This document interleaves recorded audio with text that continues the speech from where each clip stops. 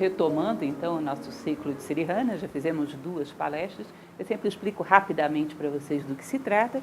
Um livro muito belo. Eu sei que o pessoal que assiste minhas palestras diz que eu sempre falo a mesma coisa, é meu livro de cabeceira. Eles dizem, você tem uma enciclopédia de cabeceira. Quase. Esse é um dos principais da minha enciclopédia de cabeceira. É um livro muito bonito, com uma estrutura de capítulos bem independentes, sabe? Aqueles livros que você pode abrir aleatoriamente, qualquer capítulo pode ser lido, independente do anterior ou posterior, e muito profundo. Então, foi um antigo fazer palestras sobre todo esse livro, como eu fiz do Profeta anteriormente, de Khalil Gibran, foi feita uma palestra para cada capítulo. Então, aqueles que não assistiram a primeira e a segunda, não tem, os capítulos são independentes. E hoje nós vamos falar um pouco a respeito da virtude. Muito rapidamente falando sobre esse autor Sirihan, que é um filósofo indiano que viveu no século passado. Eu sempre coloco as datas, porque gravar datas não é muito a minha especialidade. Ele morreu em 1973. E tem uma obra, toda ela muito rica e muito interessante. Esse livro em particular, Em Busca da Sabedoria, vai falar de uma série de elementos básicos da vida humana, entre eles, que é o capítulo de hoje, sobre a virtude. O que vem a ser virtude?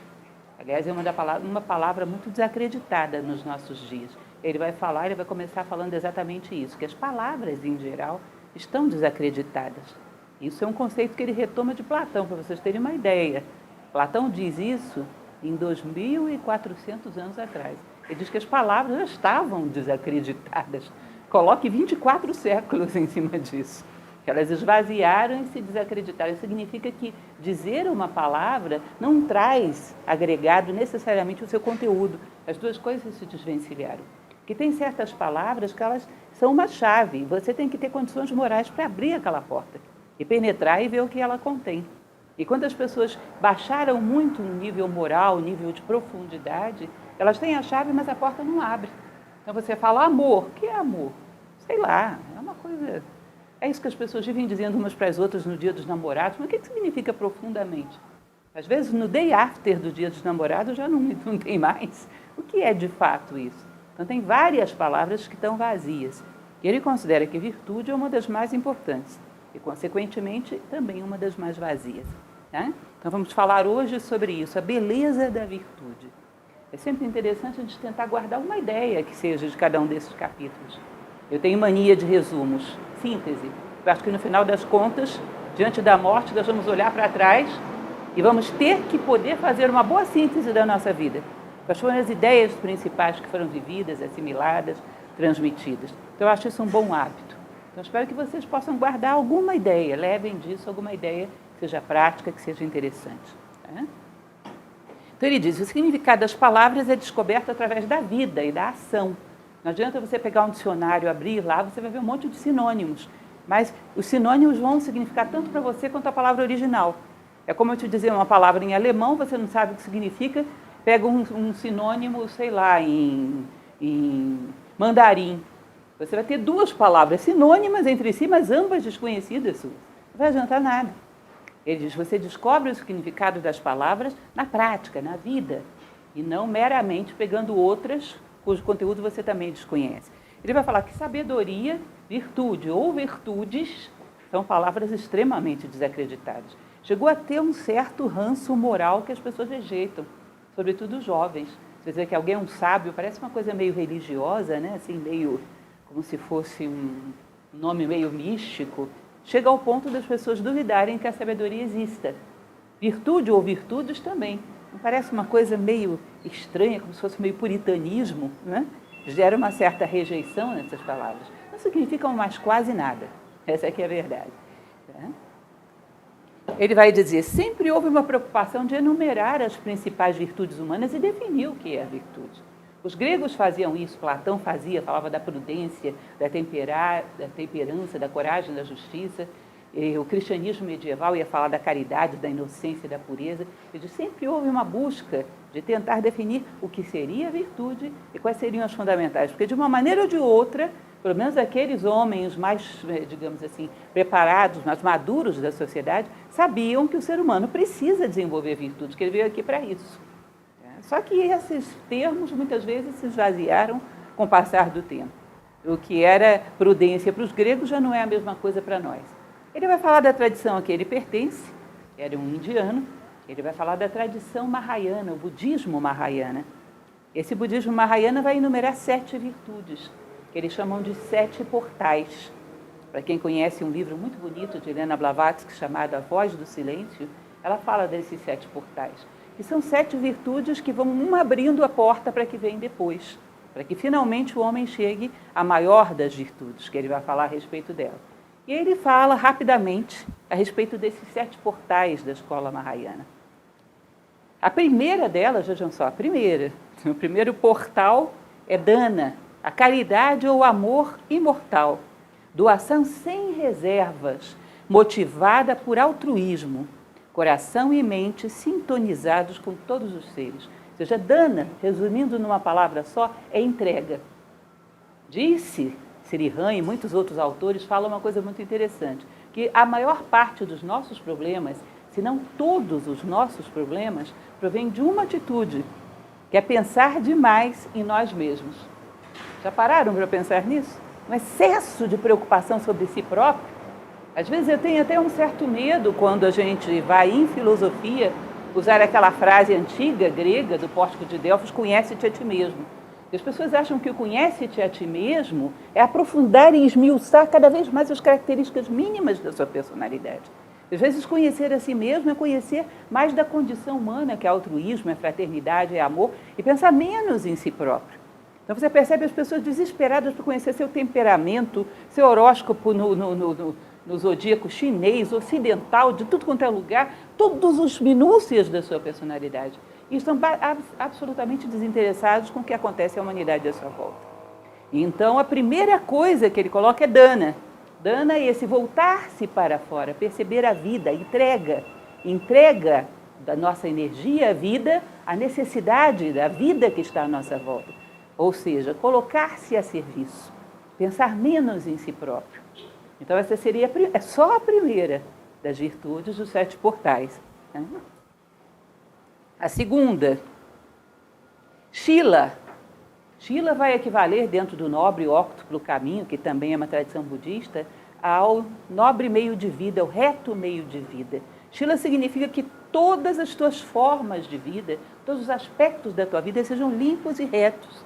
Harmonia em ato e palavra. Ou seja, não haja nada do qual você poderia se envergonhar. Ou seja, aquela coisa que nós chamamos de privacidade, ela não é má, ela é boa, ela é necessária. Mas a privacidade não deveria ser um espaço para esconder coisas de que você se envergonha no sentido moral. A privacidade é para você reservar certas coisas que dizem respeito só a você. É como se eu dissesse para vocês, você entra na minha casa e a sala de estar está tudo muito arrumado, muito bonitinho, você me pergunta, mas você está me escondendo, você não tem lixeira? Tenho, está na área. Eu não estou escondendo, por uma questão de pudor, eu não vou colocar o lixo na sala, eu quero mostrar o meu melhor para você. Mas eu não escondo para você que tem uma lixeira na área. Tudo que eu tenho faz parte da lei da necessidade, eu não me envergonho de nada. Minha vida é toda ela coerente e atende a alguma necessidade. Isso houve um outro filósofo muito posterior, boa noite, do qual nós falamos bastante, que é Immanuel Kant, que ele dizia que esse é um dos limiares da moral. É aquela ação que não pode, de alguma maneira, ser sacralizada, assumida à luz do dia. Ou seja, qualquer ação do teu dia, você deveria poder parar a cena, sabe o que a gente faz em quadrilha de festa junina? Para a foto, para a cena para a foto. E esse momento não deveria te envergonhar, ele é justificável, ele atende a uma necessidade. Tá? Então isso é aquilo que a gente chama de harmonia, em todos os aspectos da vida, é a segunda virtude. Terceira, Shanti, a doce paciência imperturbável, tolerância e perdão. Tolerância no sentido positivo. O que significa tolerância no sentido positivo? Não é passividade. Se uma pessoa está cometendo um crime, você vai fazer o que é necessário fazer. Mas isso não é que você seja intolerante com essa pessoa. Você faz por compaixão com ela, porque a melhor coisa que pode acontecer com ela é ser punida. Se não for, o próximo vício vai ser ainda pior. A tolerância não é passividade, mas uma ação onde não está envolvido nenhum tipo de ódio ou rejeição. Quem entende bem isso é quem tem filhos. Quem tem filhos passa sempre por uma situação engraçada. A criança faz a travessura e você sabe que tem que brigar, mas por dentro você está morrendo de vontade de rir. E a criança fica olhando para você, porque eles são espertos, né? Se você demonstrar com a mínima vontade de rir, você perdeu a moral. Você tem que fazer aquela cara de sério, mas por dentro, nem uma gota de raiva. Você faz porque você sabe que a criança precisa daquela bronquinha. Nós deveríamos ter essa capacidade de corrigir as pessoas à nossa volta. Deveríamos ter. É uma virtude muito importante, que é a virtude da tolerância. Ou seja, eu faço o que é necessário para essa pessoa, para que ela se corrija moralmente e cresça, mas por dentro nem uma gota de ódio.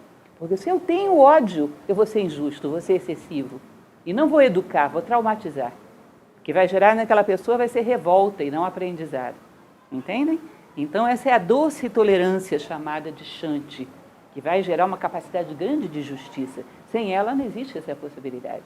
Em seguida, Vairagya, indiferença, prazer e dor, domínio da ilusão e percepção apenas da verdade.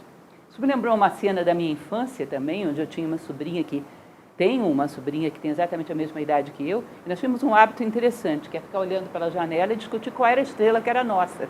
Essa é minha. Aí de vez em quando entrava algum conflito, porque ela queria exatamente a minha estrela, tendo milhares no céu. Aí tinha que entrar um adulto para conciliar. Não, essa estrela é sua, aquela é dela. Você imagina a situação desse adulto. Ele está cansado de saber que as estrelas não são de ninguém. Mas tem que resolver o conflito ali das duas, né, para ficarem bem. Tá? Então essa parte do céu é sua, aquela parte é dela. É um pouco essa capacidade que a pessoa que tem Vairagya tem. Bom, ele trata das coisas, ele cuida das coisas, mas ele sabe que nada é dele. Ele faz o seu melhor pelas coisas que passam pela vida dele, mas não se sente dono de nada, não tem apego. Ele sabe que as coisas são como as estrelas, não são dele. E provavelmente as coisas vão estar aí quando ele não estiver mais. Às vezes você olha objetos, não sei se vocês têm alguma coisa assim que pertence a um avô, e você olha o objeto, está aí, essa pessoa já foi embora há muito tempo. Que ambição a nossa de nos acharmos donos das coisas. A pessoa que tem Vairagya, ela faz o seu melhor pelas coisas. Mas ela sabe que isso das coisas serem dela, faz de conta. Portanto, ela não sofre quando as perde. Porque ela nunca se sentiu dono. Percebe? Então, ela venceu essa ilusão. E aí percebe apenas a verdade. Aquilo que é teu não pode ser tirado de ti. Até isso pode ser tirado de mim, então não é realmente meu. Então, não estou apegado. Eu tenho apego à verdade. E qualquer outra coisa é como se fosse um, digamos assim, emissário que cuida temporariamente daquilo. Aquilo passa pelas suas mãos. Gibran tem uma frase que eu acho muito bonito, que é um enriquecedor, o posto de enriquecimento dos dons da vida. Aquilo passa pela minha mão, eu enriqueço e faço com que ele siga o seu fluxo. E por último ainda, não, antepenúltimo na verdade, Virya. Virya, que no proto-indo-europeu é raiz da palavra virilidade, viril, ela é energia, ela tem muito a ver com uma palavra que nós temos em português, que é garra. Uma pessoa virtuosa é uma pessoa forte. A gente às vezes tem a impressão da virtude como aquela debilidade, a virtude da força. Quem tem Virya tem uma energia intrépida, surgida do espírito, incondicionada, mas com ardor máximo. Sabe o que significa isso? Uma capacidade de garra, de dar o seu melhor.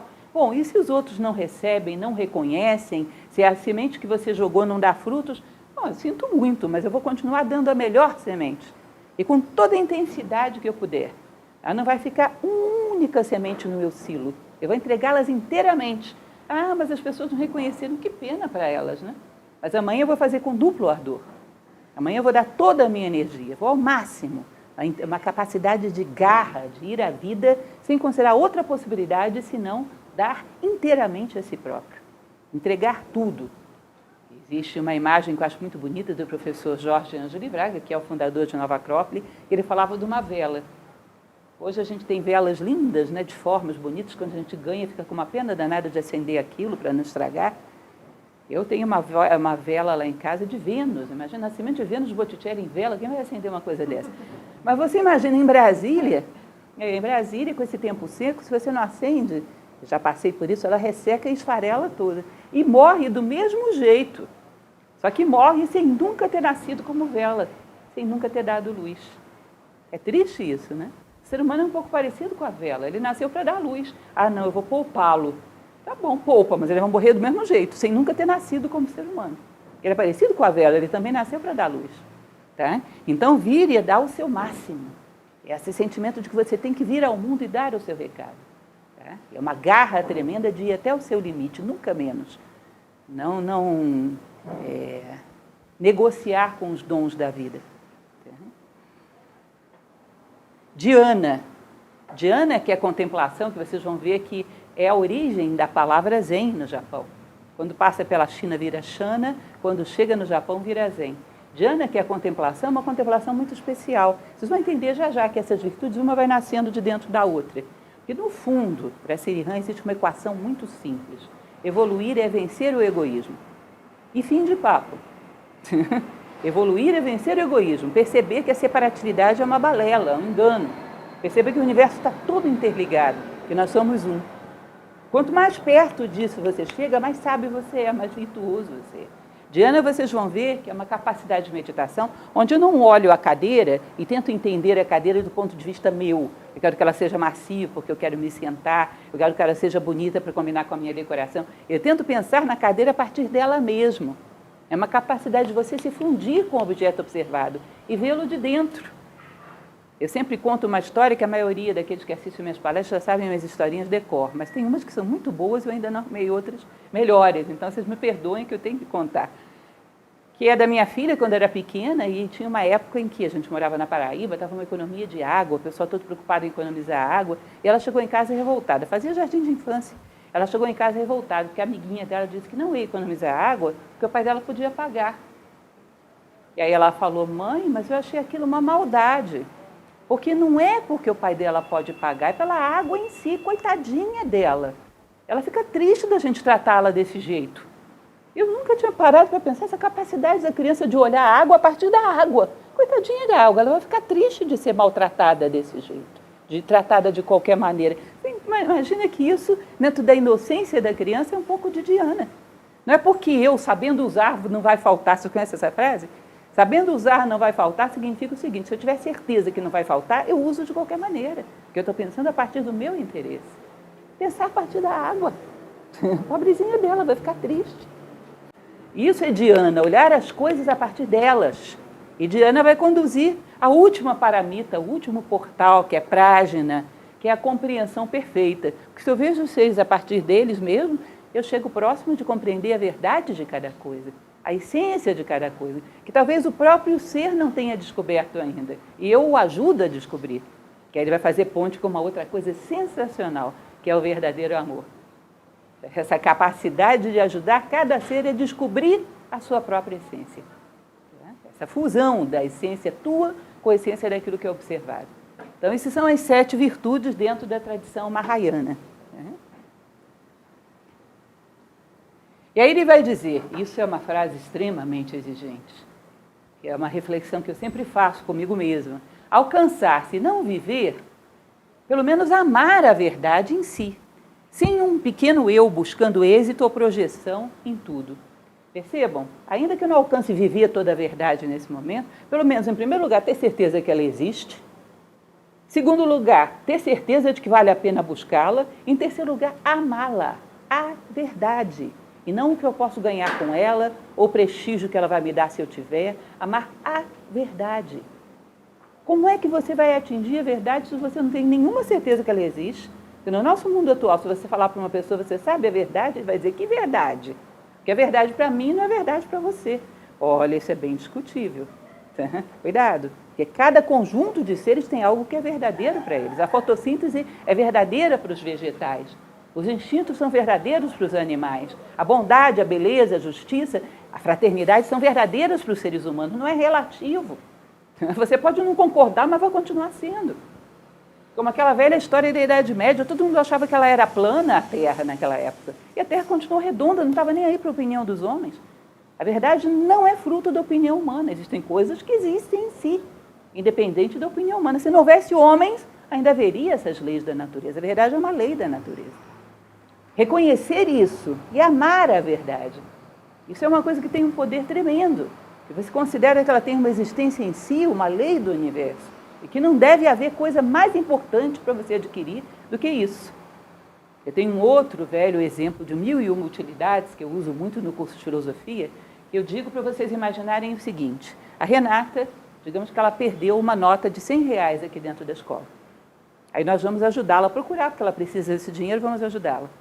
Ela acha que perdeu ali na biblioteca, mas eu vi ela ali na escada. Então eu tenho a impressão de que ela se distraiu ali na escada e deve ter caído ali. Aí eu vou procurar na escada e entrego para ela. Ela vai ficar com raiva de mim porque eu contrariei a opinião dela de que estava na biblioteca? No caso de uma coisa material, isso seria ridículo. Ela vai ficar grata, porque ela ia ficar a noite inteira procurando na biblioteca e não ia achar. E muito mais importante do que a opinião dela de que a nota estava na biblioteca é achar a nota, não é isso?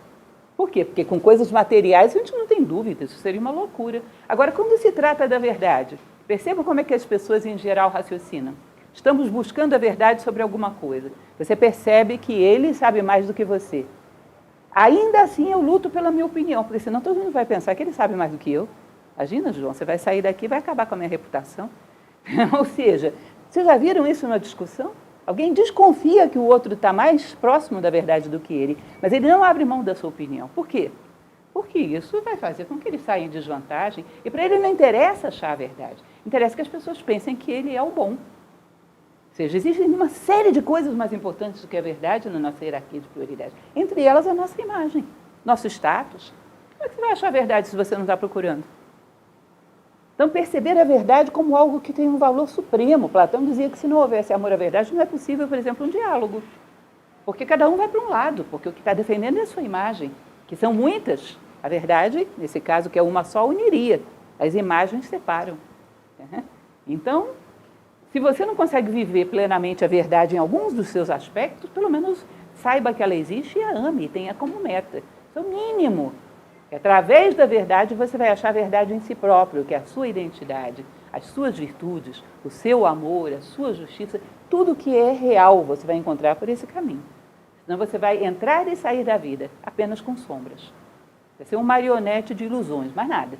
Vai entrar e sair da vida de mãos vazias. Né? E ele vai dizer, se não, o que você vai ter num determinado momento é dúvida e até revolta contra o ideal. Então, eu falava para vocês, existem verdades, o ideal humano é uma delas. Ninguém pode discutir que o ideal humano reside em justiça, em fraternidade, em amor. Vocês têm dúvida disso? Como se fosse uma pirâmide, cada um vai pela sua face, mas todos vão para esse ápice. Assim como os animais evoluem através da busca dos instintos, os vegetais evoluem através da busca da energia, os seres humanos evoluem através do desenvolvimento desses valores humanos, que são chamados de ideal humano. Agora, um dos elementos fundamentais do ideal humano consiste na fraternidade. E a fraternidade vai exigir que você abra mão de coisas do pequeno eu. Por exemplo, o egoísmo, não vai dar. Tá? Por exemplo, pensar demais em si próprio, não vai dar. Algumas coisas vão ter que ficar para trás. Se você quer o ideal humano, quando for ter que abrir mão dessas coisas relativas ao pequeno eu, como por exemplo a vaidade, vai doer. E se a vaidade vale mais para você do que o ideal humano, nessa hora você vai abandoná-lo por ela e vai se virar contra ela. E ainda vai encontrar justificativas para isso. Não, eu sou mais bem aceito pela sociedade sendo como eu sou. Eu consigo interagir melhor com as pessoas. Não, eu ando muito estressado, uma vaidadezinha não é nada demais. Isso é curioso, porque quando aquilo que Sirihan chama da nossa personalidade, essa estrutura com a qual hoje nós nos identificamos, quando ela comete um erro e não quer assumi-lo, ela normalmente arruma culpados do lado de fora. Ela não suporta assumir a culpa pelos seus erros, ela arruma culpados do lado de fora. E o homem que busca o aperfeiçoamento, que busca a verdade, que busca um ideal humano, quando não suporta as exigências que esse ideal faz, também coloca a culpa nele. Não, esse negócio não é prático nos nossos dias. Ser altruísta, ser fraterno, combater qualquer forma de vaidade, não. Isso não é prático, isso era para o tempo de Platão, hoje isso não funciona. Isso está inviabilizando a minha vida. Isso pode gerar uma negação do ideal humano e uma acomodação. Não sei se vocês já ouviram falar de uma ópera de Mozart chamada Flauta Mágica, conhecem? Que tem um príncipe que buscava os mistérios, buscava a verdade, e tinha lá um caçador de pássaros, que era o Papageno. Que a única coisa que ele queria era arrumar uma papagena, casar e ser feliz para sempre. Nada mais. Eu me recordo que uma vez um aluno falava isso para mim dentro de sala de aula, eu achei muito engraçado. Mas eu sempre achei que o personagem mais feliz nessa ópera era o Papageno. Para que eu vou me meter a buscar verdade? Vai que ela não é agradável. E foi um negócio muito curioso para mim. São muitos anos dando aula, eu já tive situações dentro de sala de aula que me ensinaram muito. Por exemplo, uma pessoa preferir o conforto do que a verdade.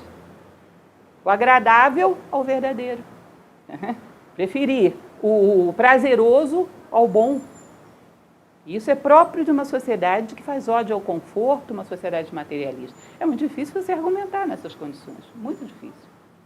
Então, se você não quer, de fato, a verdade, não acredita que ela exista e não procura, na medida do possível, amá-la, vai chegar um determinado momento que você não vai suportar as exigências que ela faz no meio do caminho.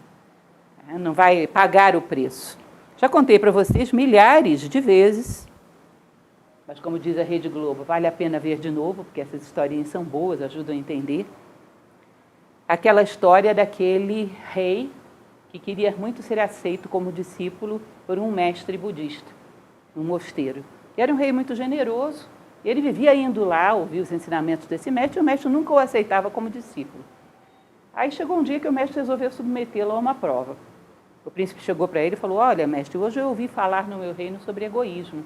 Eu não sei o que é isso, porque de fato ele era muito generoso, não havia miséria naquele reino, era um reino muito próspero, as pessoas viviam bem. Aí ele perguntou ao mestre: mestre, o que é o egoísmo? Aí o mestre falou: oportunidade para eu ensinar esse cidadão por que eu não o aceito. Aí fez cara de quem estava com raiva, ofendido. Que pergunta burra! Como é que você me pergunta tamanha idiotice? Que pergunta estúpida! Aí o rei deu um pulo dessa altura. Que isso? Como é que o senhor me trata desse jeito? Só pensa que eu sou o quê? Eu sou um rei. Me respeite. Aí o mestre falou: viu? Isso é o egoísmo. Sabe o que significa isso? Coisas materiais eu sou capaz de dar, mas minha imagem não toca aí. Quando você sai do plano físico e entra no plano emocional, eu já não tenho mais altruísmo nenhum. Nisso você não toca. A posição social que eu tenho, a minha imagem, a necessidade de ser reconhecido por todos isso, eu não entrego, não. Diz que o homem é do tamanho do seu altruísmo. Ele diz que quanto mais você entrega, mais a vida pede. Já chegou uma hora que você diz: isso não. Tá bom, ela vai respeitar, mas esse é o teu tamanho. Entende? Então o caminho vai ser sempre esse. Chega um determinado momento que a gente diz: isso não. E procura culpados do lado de fora para fugir desse caminho, que seria o aperfeiçoamento humano. Ele vai continuar falando outra coisa que é muito interessante, que para mim é a raiz da questão ética no nosso momento atual. Acho muito profunda essa colocação. Ele diz: a virtude não é uma imposição, mas uma expressão livre de uma natureza incorruptível que há em todos nós. Entendam isso. A virtude não é coerção, é convicção. Você faz uma tonelada de leis dizendo para as pessoas: não roube. Elas não vão roubar por quê? Porque tem gente olhando, porque ela vai ser punida, porque ela vai ser presa, porque vai responder um processo, porque vai comprometer a imagem social dela. Mas se ela tivesse um lugar que não tivesse ninguém olhando, não tivesse nenhuma punição, por que ela não roubaria? Se ela não entendeu isso como uma coisa boa, nobre, positiva, isso não é um ponto de vista que irradiou de dentro dela. Percebem? Você é aquilo que você faz quando a última porta se fecha atrás de você. Ou seja, nenhuma lei, ninguém está me punindo. O que eu faço? Eu faço tal coisa por mim, porque eu me respeito. Porque eu vejo isso como nobre, justo e bom. Eu não mereço isso. Ah, mas as pessoas não vão reconhecer o problema delas. Eu reconheço, eu não mereço isso. Bom, isso é uma pessoa ética. Agora, faça um monte de leis para proibir as pessoas de fazerem as coisas e não dê a elas a condição de descobrirem dentro de si as virtudes. Olha, a primeira exceção que surgir, primeira desordem social que surgir, elas vão fazer qualquer coisa. E nós estamos cansados de ver exemplos disso dentro da sociedade. Teve um terremoto, você vê pessoas, às vezes, de classe média, indo lá, arrebentando vitrine de loja, roubando um monte de coisas. Vocês nunca viram acontecer isso? Teve uma situação de confusão social, as pessoas indo lá e aproveitando da situação mesmo. Por quê? Porque a virtude era uma mera imposição externa, era coerção e não convicção. Você não transforma ninguém em ético dessa maneira. Isso é adestramento. Funciona com o nosso cachorro. Com o ser humano, não. O ser humano não se torna ético por adestramento. Ele se torna ético por uma compreensão profunda do que é a ética e o que ela faz por ele. A paz de espírito que ele dá, a boa noite de sono, a tranquilidade, a harmonia, a felicidade que ela proporciona. Por isso ele se torna ético. Agora, porque os outros vão pensar, aquela velha história da musiquinha do Roberto Carlos, que eu gosto tanto, né? Conhecem aquela que ele diz: será que tudo que eu gosto é ilegal, é imoral ou engorda? Ou seja, eu gosto. Eu não faço porque existem normas sociais que vão me punir de alguma maneira. É o que ele está dizendo aqui. Agora, nós vemos essa natureza incorruptível em nós. As virtudes são formas de ação dela no mundo. Isso também é um ponto principal. Se eu pudesse escolher alguns pontos para vocês levarem na memória de hoje, eu escolheria esse aqui como um deles. Fechar os olhos e encontrar vocês dentro de vocês um ponto que vocês digam, isso sou eu mesmo. Ele vai falar disso daqui a pouco. É a origem da palavra inteligência, intelegere, escolher dentre.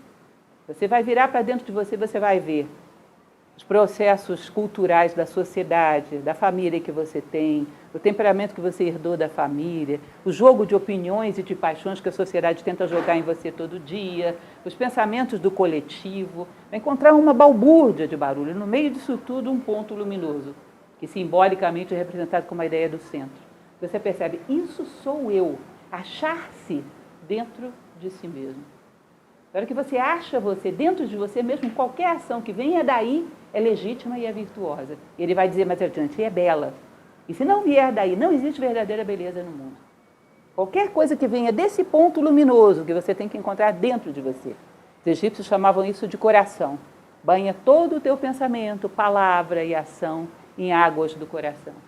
Esse centro luminoso que você tem que encontrar. Isso sou eu, no meio de tudo aquilo que eu recebi, que jogaram em cima de mim e que me fizeram acreditar. Isso sou eu. Esse encontro desse centro, que não é uma coisa casual nem fortuita, é resultado de uma busca profunda e diária, que é o que nós falávamos na última palestra, ele diz isso como uma busca diária e profunda, coisa mais importante da vida, encontrar quem eu sou, onde eu me sinto em paz, onde eu me sinto em harmonia, onde eu me sinto legítimo. O encontro desse centro vai fazer com que vocês percebam as ações que partem dele. Tudo que parte dele é virtuoso. Não é interessante isso? Isso para ele é a grande tarefa da vida. A partir do momento que você encontra isso, tudo mais, como diz a tradição cristã, será dado por acréscimo. Continuando, o nobre e óctuplo caminho, que eu falava para vocês, que é uma outra tradição budista muito interessante, que é o caminho que o Buda coloca para a libertação da dor. Ele vai dizer que o primeiro passo do nobre e óctuplo caminho, são 8 passos, muitas vezes é mal traduzido, porque vem do Pali, é uma língua antiga, mal traduzida para as línguas ocidentais. Muitas vezes se traduz como pensamento. Ele diz que o primeiro passo do nobre e óctuplo caminho é discernimento, que é sinônimo dessa inteligência que eu estava falando para vocês. Discernir é separar o cerne. E não é discernimento só no sentido de escolhas externas, mas a escolha interna, dentro de você. Distinguir a si próprio no meio daquilo que você não é. Escolher o bom grão. Tá? Gerar ações e reações ao meio que levam ao caminho da sabedoria e às demais retidões. Isso é uma coisa interessante. Como nós falávamos, você encontrou esse centro, tudo que parte dele é virtuoso. E a partir dele, todas as outras virtudes vão vindo à tona. Virtude não é uma coisa que ele diz que é como a gente imagina, primeiro desenvolvo essa, depois aquela, depois outra, não. Ele diz que a partir do momento que você tem a verdade, que é a virtude mor dentro de você, todas as demais emanam a partir dela. Não tem jeito, elas são interdependentes. A partir do momento que você acha o centro, tudo emana dele, simultaneamente. É uma questão de você encontrar a verdade dentro de você. E aí viriam todas as demais retidões, que é a reta palavra, é o reto meio de vida, tudo mais viria a partir dessa primeira. Tá? Outra coisa interessante que ele vai colocar é a vontade humana, essa força, esse poder de agir sobre o mundo. Ele vai dizer que a vontade livre é inata aos movimentos da vida. Essa vida legítima, esse centro que existe dentro de você, ele é uma lei do universo, que você descobriu dentro de você. Então, quando ele se manifesta com uma força poderosíssima. Vocês vão ver esses grandes personagens da história, por exemplo, a capacidade de compaixão de um Nelson Mandela. Vocês percebem que ele não gritava para impor a sua compaixão, mas era uma coisa que emanava com palavras suaves, mas com um poder e uma força fora do comum. Ele diz que a verdadeira vontade pertence às leis da natureza. E a tua essência é uma lei da natureza. Essa vontade que vem de fora, por exemplo, desse cidadão aí, de empurrar essa pedra montanha acima, que é o Sísifo grego, né? Ele diz, isso aí é obstinação, é vontade induzida, é coerção. Ou seja, aquela pessoa que está fazendo aquele esforço, eu vou chegar lá. A gente diz, bom, olha que pessoa de vontade. Essa é uma pessoa esforçada, não é mal. Mas você não tem como controlar esse esforço se ele debandar para um lado errado. Essa pessoa determinada e obstinada pode se tornar obstinada, sei lá, se dar bem na vida a qualquer preço. Porque a obstinação ela não é necessariamente destinada para cima, para o bem. A obstinação pode virar fanatismo, pode virar desonestidade, pode virar materialismo. A verdadeira vontade é só aquela que emana do ser. Qualquer outra é perigoso desviar em outras direções. Pode virar teimosia e obstinação, que muitas vezes são um desastre. A virtude se completa na ação e jamais erra. Ele diz que a ideia oriental do justo meio, da reta ação, a ação que emana desse pontinho brilhante que tem dentro de você, não tem como errar. Porque ela criou o universo, é uma parte da lei do universo. A tua essência é uma parte da essência do universo. Como se você imaginasse, um exemplo que eu dou muito também, que é uma tradição indiana do Sutratma. Sutratma diz que todos os seres do universo são como se fossem contas de um colar. Como aquele colar que ela está usando. Você percebe que são diferentes contas, mas dentro de todas elas passa um único fio? Imagina você uma continha dessa mergulhando no seu interior, encontrando esse pedacinho de fio que passa por dentro dela. Ela vai achar, eu encontrei a minha essência. Na verdade, ela encontrou um pedacinho da essência do universo. Um pedacinho de um fio que passa por dentro de todas as contas do universo. Que é essa essência divina dos seres. Então, diz que quando você age a partir dessa essência, é como se fosse a própria divindade agindo no mundo. Não tem erro. É a lei que criou o universo que está atuando. Não tem erro. Por isso que ele diz que um homem sábio, a ação dele é precisa. Tem faro de verdade que a sua ação é precisa. Hoje é difícil as pessoas acreditarem que exista um homem sábio. Que os homens que buscam a sabedoria, se aproximam dela, têm um faro para agir com uma precisão tremenda. Tá? Porque o que age dentro deles é uma parte da lei do universo. E a maneira de agir irradia a qualidade até mais importante do que o resultado. Isso é uma coisa bastante interessante. Então, uma pessoa que seja justa, pode ser que num determinado momento histórico essa justiça dela não seja bem reconhecida pelo meio. Mas você vai perceber que essa ação dela, ainda que não tenha tido êxito, vai fazer história e vai inspirar as pessoas ao longo de gerações. Porque é mais importante a qualidade da ação do que o resultado que gerou. É como uma semente. Vocês ouviram falar que a coisa de 3 anos atrás eles acharam uma semente dentro de um sarcófago de um faraó egípcio e plantaram e ela brotou? Imagina o que é uma semente que estava ali, sei lá, não sei quanto tempo tinha, mas pelo menos uns 25 séculos ou mais. Ela não teve sucesso porque colocaram ela num lugar que não era fértil, mas quando colocaram no lugar certo, ela brotou depois de 25 séculos. Porque a qualidade da vida estava ali. É como você jogar uma semente no asfalto. Bom, o asfalto não foi fértil, mas a qualidade da vida está ali. E um dia vai ser reconhecida essa qualidade da vida. Você teve um ato justo, ninguém entendeu, não importa. O teu ato justo é referencial. E vai ser referencial para que muitas pessoas o sigam. Porque não é pelo resultado, é pela qualidade que você imprime naquilo que faz. O resultado depende, às vezes, do momento histórico, da ignorância ou sabedoria das pessoas à tua volta, de coisas que não dependem de você. Mas a qualidade que você imprimiu na sua ação, isso muda o mundo. É muito interessante essa visão dele.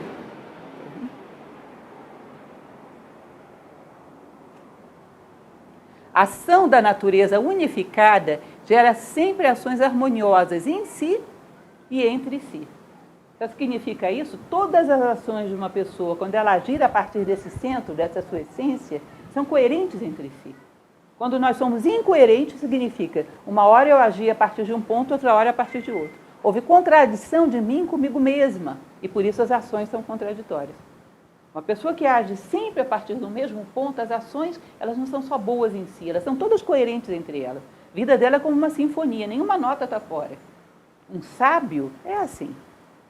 Nenhuma ação dele desafina, como se fosse uma sinfonia. Todas elas são coerentes entre si. Por quê? Porque partem do mesmo ponto. É como um bom maestro. Enquanto ele está concentrado, nenhuma nota está fora. Ele desconcentrou, pode desafinar algum instrumento. Perdeu a sua identidade. Em última instância, agir bem no mundo, a primeira preocupação que a gente teria que ter é achar quem nós somos, para manifestar isso no mundo. E o resto estaria garantido. A forma muda a cada momento, pois a ação que a cria é dotada de sensibilidade e vida. Isso também é muito interessante. Às vezes a gente tem a impressão de que uma pessoa sábia... Percebam bem, gente, uma das coisas mais interessantes que tem é você imaginar a possibilidade de existir uma pessoa sábia. Imaginar como seria essa pessoa. Eu já brinquei muito disso, uma brincadeira muito útil. Sabe o que eu fazia? Toda vez que eu pegava algum livro que falava de um sábio, o sábio faz tal coisa, eu sublinhava. Depois anotava tudo em umas cartolinas e colava na porta do meu armário. Essa época, a era das cartolinas, foi muito útil na minha vida. É porque eu precisava ver um sábio.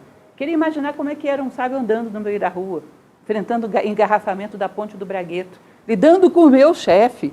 Eu queria imaginar como era um sábio na vida, no dia a dia, como é isso. Precisava visualizar. Isso é muito importante, porque se você não imagina um sábio, você não tem como buscar isso como meta de vida. Se a tua imaginação não é direcionada por você, vai ser direcionada pelas fantasias da sociedade. Daqui a pouco você está se imaginando o herói da novela das 8. Então, criar uma imagem do que é um sábio, de como é dar resposta à vida com sabedoria, é algo fundamental, uma obra de imaginação muito útil. E ele vai dizer, então, que esse sábio, ele tem esse centro luminoso. Mas quando ele vai agir sobre o mundo não é igual em momento algum. Não existem duas situações iguais. O mundo está todo mudando o tempo todo. Então, às vezes a gente tem a impressão que uma pessoa sábia seria rígida, seria sempre dura, agiria sempre do mesmo jeito. Essa é a visão mais errada que tem. Ele nunca teria duas ações iguais. Porque se você me pergunta uma coisa hoje e me pergunta a mesma coisa amanhã, você amanhã já é outra. A tua necessidade de resposta é outra. Eu vou modelar o que você precisa ouvir para crescer. Entendem isso?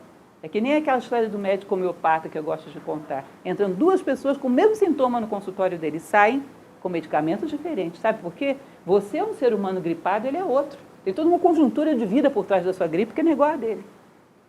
E um médico dessa especialidade vai considerar isso.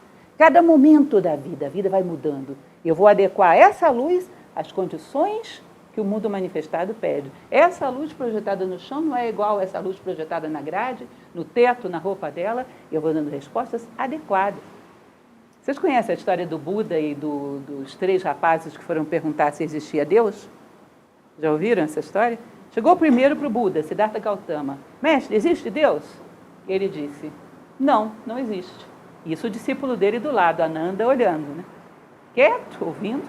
Ananda era muito disciplinado, do lado ouvindo. Aí veio o segundo. Mestre, existe Deus? Sim, existe Deus. Levanta, e o Ananda de olho. O que está acontecendo com o Buda hoje? Aí vem o terceiro. Mestre, existe Deus? Pode ser que sim, pode ser que não. O rapaz vai embora e diz, não, peraí, mestre. Tá bom, eu sou disciplinado, mas agora você me deixou conflituado. Que diabos é isso? Os 3 fizeram a mesma pergunta, você respondeu 3 coisas diferentes. Eu respondi a necessidade deles, Ananda. Como assim? É claro, o primeiro veio aqui para contestar, não acreditava em mim. O que eu dissesse, ele pensaria o contrário. Então eu disse não, ele vai sair achando que sim, ou procurando pensar que sim. O segundo acreditava em mim, tinha devoção por mim, e acreditava no que eu dissesse. Eu disse sim, e ele saiu acreditando. O terceiro era contestador, qualquer coisa que eu dissesse, ele não ia aceitar, ele queria achar através dos seus próprios meios. Então eu disse, pode ser que sim, pode ser que não, procura. Entendem? Ou seja, o sábio tem essa característica, o mundo está todo mudando. É uma luz precisa, mas ela se projeta nas coisas conforme a necessidade e a resposta que cada coisa tem. Então, ele é muito surpreendente. Me recordo, já contei também muitas vezes essa história, do professor que trouxe Nova Acrópole para o Brasil, que era o professor Michel Echenique, e era um grande palestrante, muito bom mesmo, palestrante muito empático, capacidade de fazer aulas sensacionais. Quando uma pessoa perguntava uma coisa, ele fazia um ato que era muito tradicional, ele ficava olhando para o chão, assim, às vezes coçando a barba. E um dia eu tinha que ir lá perguntar, né, fazer o meu papel de Ananda uma vez na vida. Mestre, quando uma pessoa pergunta para o senhor alguma coisa, o que o senhor fica pensando? Fica se concentrando na pergunta da pessoa? Eu disse, não, eu fico esvaziando a mente. Esvaziando a mente, para poder entender a pessoa. E responder o que ela precisa, não a resposta decorada que eu tenho. Então era uma coisa muito engraçada, porque às vezes as pessoas perguntavam uma coisa, e eu já era professora nessa época, eu imaginava, eu responderia isso, ele respondia aquilo. Eu achava assim, engraçadíssimo. E a pessoa ficava satisfeita. Porque a resposta que ele dava não tinha nada a ver com o que ela tinha falado, mas com uma necessidade interna que ela tinha. Era muito hábil, muito experiente. Às vezes você dizia, de onde ele tirou essa resposta? E você perguntava para a professora, ele te respondeu exatamente o que eu queria, não tinha nada a ver com a pergunta. Era muito curioso, muito interessante. Então, essa ação é dotada de sensibilidade e vida. A ação do sábio, que parte desse ponto luminoso dentro de você. Ela é dotada de sensibilidade de vida, ela tem um radar para perceber como se projetar no mundo da melhor maneira. Natureza pura só gera frutos perfeitos.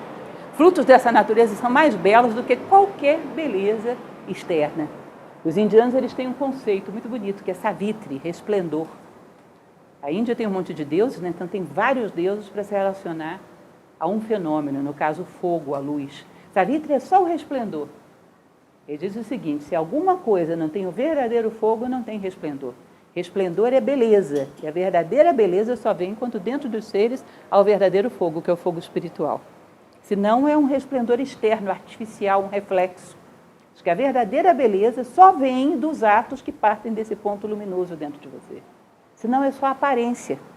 Inclusive, dentro da tradição indiana, eles tinham 2 nomes, para dizer que uma coisa era bela ou que uma coisa era só atraente. Atraente é aquilo que tem um reflexo, que pode ser até agradável, mas não é um brilho que parta de um fogo interior. Então, a verdadeira beleza exige uma essência luminosa, tá? Exige que haja verdade. Ele vai dizer, frutos dessa natureza são mais belos do que qualquer beleza externa. A natureza pura, ele vai dizer que tem muito a ver com a tradição cristã, da natureza pura que era Maria e o fruto perfeitamente belo que era Jesus.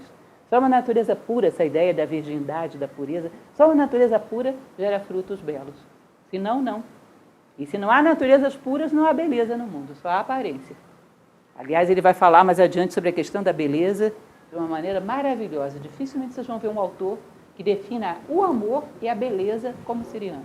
Ele tem um capítulo para cada um.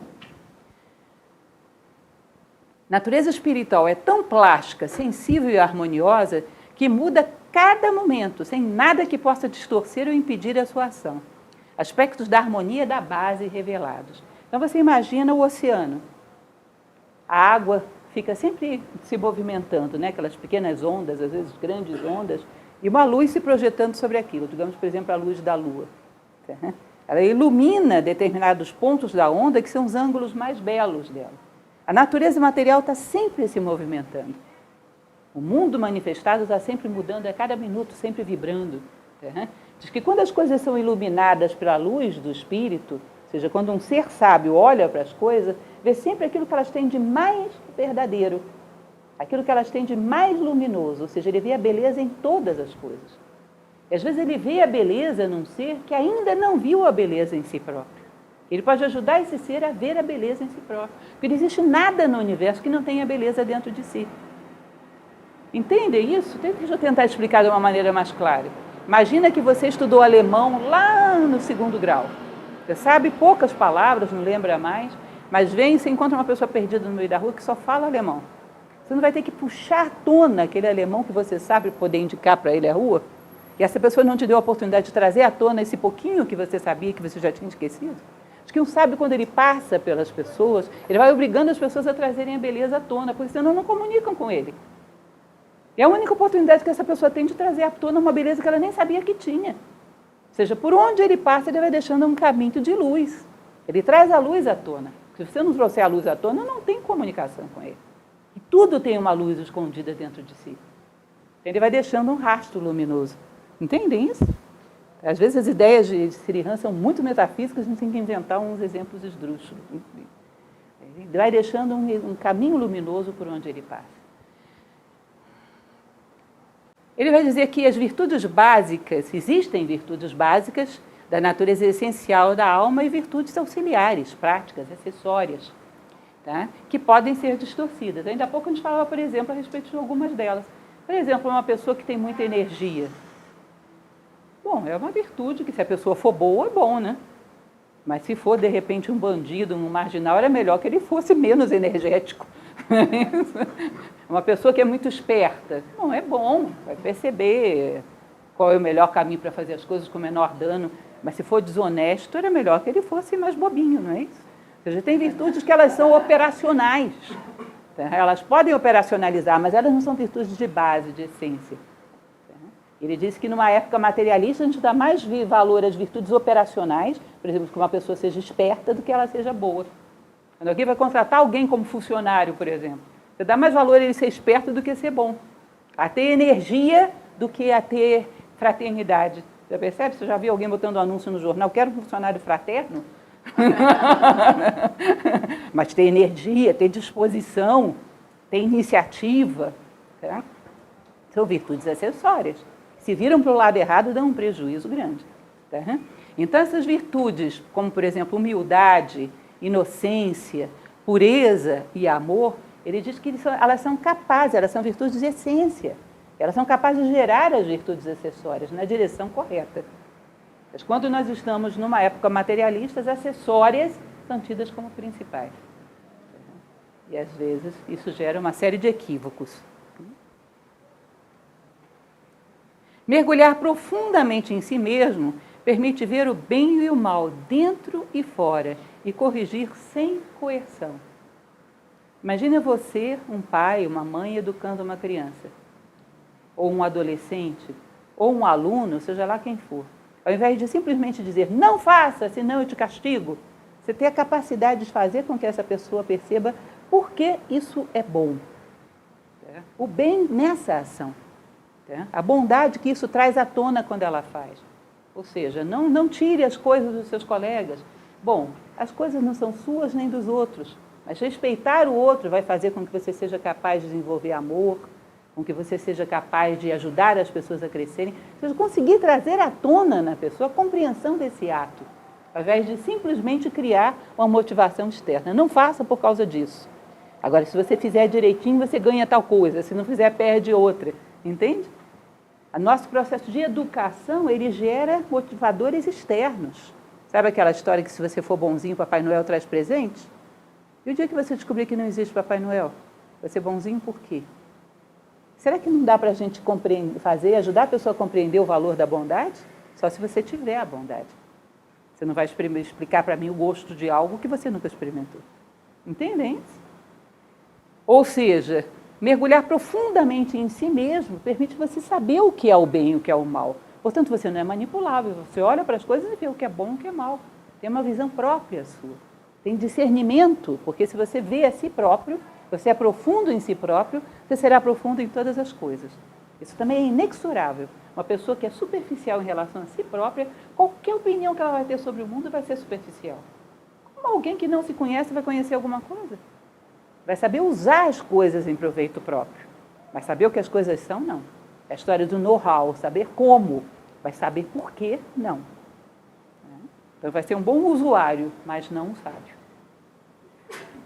Então esse mergulho dentro de si próprio é inevitável para quem quer qualificar a vida humana e ajudar a humanidade a crescer. Uma bela forma expressa a qualidade da alma que a produziu, a flor da alma. Ele diz, é muito impressionante quando você tem um pouco de bondade dentro de você e você olha para uma obra de arte de alguém que era mais do que simplesmente técnico, era uma pessoa boa. E você sente que ali não é simplesmente uma beleza estética, tem algo a mais. Não sei se vocês já perceberam isso. Uma pessoa, por exemplo, que canta bem ou toca bem um instrumento, você percebe que ela é tecnicamente perfeita, mas não te toca, não te emociona. E às vezes uma pessoa que toca tecnicamente menos qualificado, ou que não canta tão bem, mas você percebe ali uma expressão de um sentimento tão profundo, você diz, que coisa bela. Vocês nunca viram isso?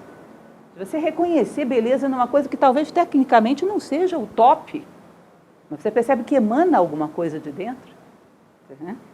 Eu sempre me lembro daquele compositor argentino, que eu sempre esqueço o nome dele, já vou lembrar. Eu sei que uma ocasião o elogiavam, eu detesto esquecer os nomes, mas... Como? Não, é um compositor bastante famoso, que agora me escapou completamente o nome. Eu sei que uma ocasião o elogiaram porque ele tinha tocado muito bom, Astor Piazzolla. E ele disse, olha, várias vezes eu toco bem, mas poucas vezes eu faço música. Eu achei aquilo tão tocante, tão profundo de alguém que sabia o que estava dizendo.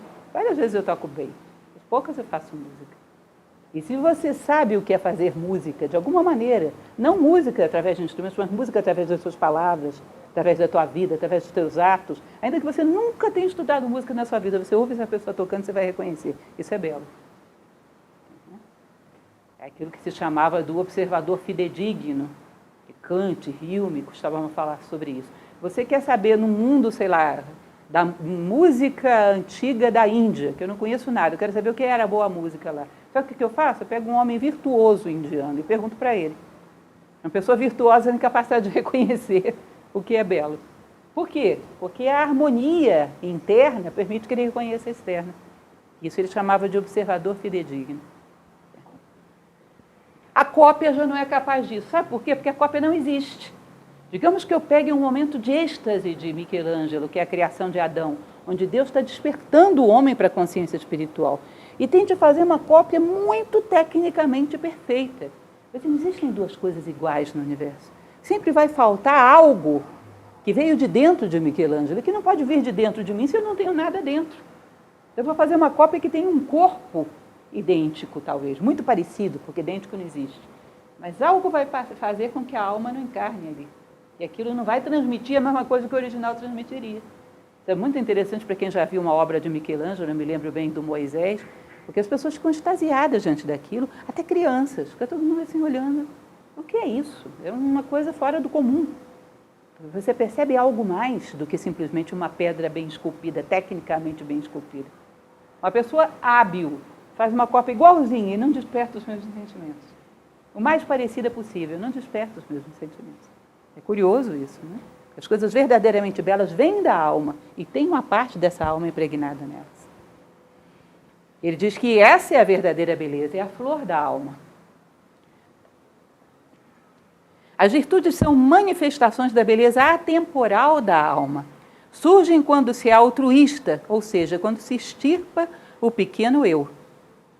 Ou seja, as virtudes são manifestações dessa luz que você tem dentro de você. Essas são as virtudes, e elas que embelezam o mundo. Agora ele vai dizer, é dificílimo extirpar esse pequeno eu, porque ele se entranha subconscientemente na ação. Ou seja, não é um combate que você vai travar hoje e amanhã não tem mais egoísmo nenhum nas minhas ações. Tudo que eu faço é pelo bem da humanidade, tudo que eu faço é para iluminar o caminho. Olha, ele vai se disfarçar e vai continuar, porque as coisas que vivem lutam para continuar vivendo. Esse egoísmozinho vai se entranhar nas tuas brechas de distração e quando você menos esperar vai estar lá. Vocês nunca viveram aquela situação de ter um compromisso para cumprir, aí bate aquela preguiça colossal? Não, vai não. Que isso? Não precisa, ninguém está precisando de você, não vão nem sentir sua falta. Deixa você para lá e você, não, eu vou, me comprometi, eu vou. E você levanta, vai lá, chega lá, aí você diz, eu venci o pequeno eu. Quando você chega na porta do seu compromisso, que é a primeira coisa que a tua mente te diz, você é bom, hein? Não é que você veio? Olha, outro não teria vindo. Outro no seu lugar não viria. Olha como você é especial. Não acontece isso? Ou seja, lá na pontinha, a vaidade. Ou seja, esse egoísmozinho personalístico, ele nunca se dá totalmente por vencido. Ele sempre está ali querendo... Uma casquinha ele tem que levar. Ele não pode ser totalmente derrotado. Ele não sai de mãos abanando. E você diz, poxa, eu fiz tanta coisa e olha ele aí. Não, tá bom, eu venci em parte. Agora eu vi uma outra parte. Vamos começar a combater essa agora. Tá? Mas não foi inválido. Isso é para que você não tenha um espírito digamos assim, de êxito fácil e não se decepcione na primeira investida.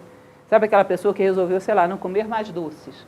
Aí descontrolou, comeu uma balinha. Ah, agora deixa para lá, deixa eu comer. Aí come 10 barras de chocolate. Não, você comeu só uma balinha, começa de novo. Porque o êxito não é fácil. Pode ter uma pequena derrota, tá bom, mas deixa eu começar novamente. Não é fácil vencer o pequeno eu. Mas pode ser feito, porque alguém já venceu algum dia. É o que ele está querendo dizer. Não espere que o êxito seja fácil, porque esse é um dos maiores inimigos do êxito. É achar que ele vai ser fácil. Você gera ilusões que vão te derrotar na primeira investida.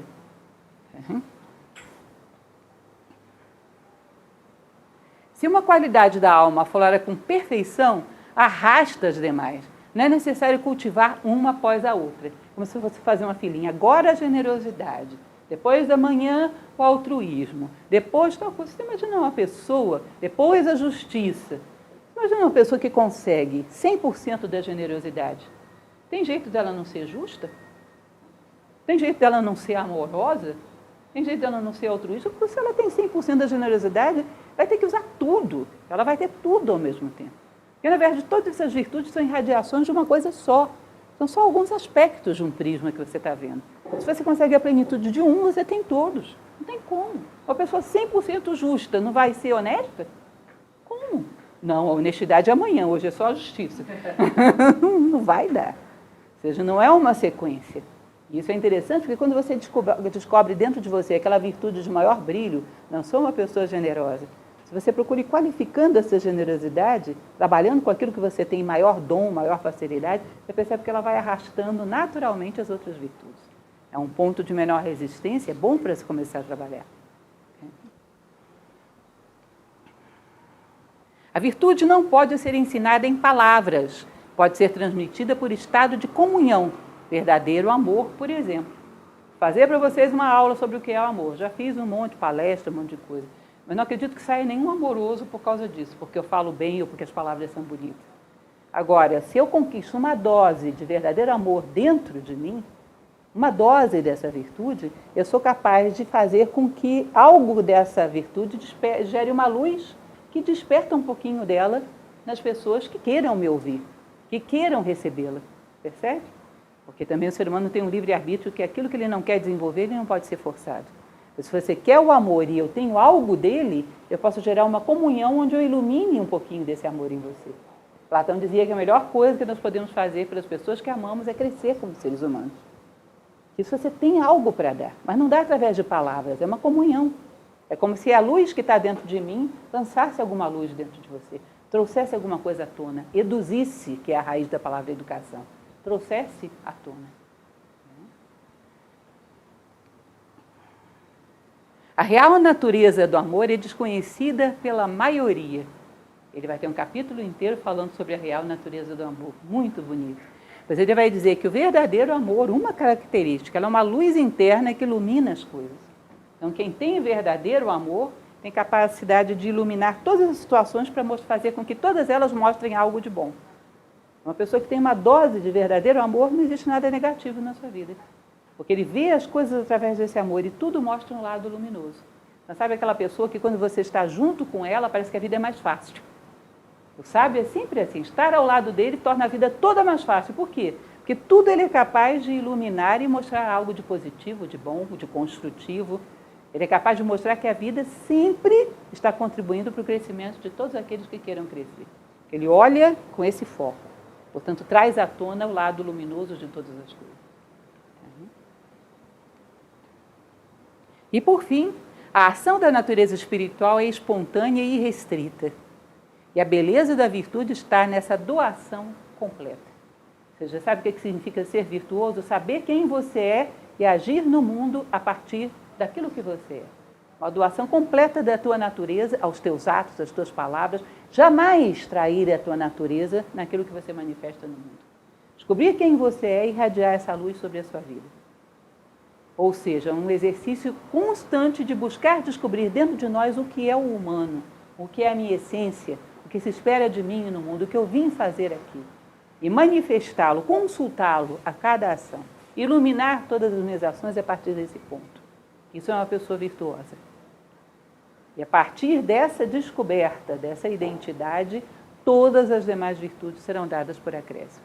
Então, essa é uma definição dele que eu acho muito sintética, muito interessante e original, né? Porque é difícil você ver uma pessoa definir a virtude por identidade. Virtude para Sirihan é identidade. Quem não descobriu dentro de si o seu eu humano, eu com E maiúsculo, qualquer virtude que ele tem é uma máscara.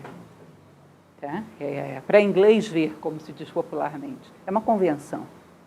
E não vai ser constante, nem vai ser transmutadora. Nem vai fazer história, nem vai ajudar as pessoas a crescerem. Nem vai gerar beleza.